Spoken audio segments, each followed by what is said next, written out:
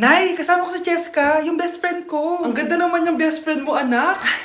Oh, kumain na kayo dito. Ay, hindi na, Nay. Busog pa kami, di ba? Opo, tita.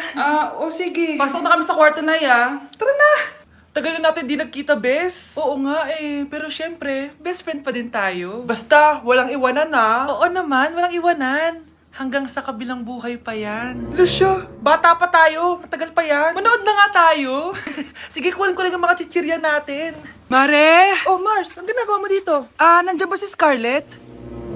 Bakit, Mars? Si Cheska kasi, yung best friend niya, nasagasaan daw kagabi. Ha?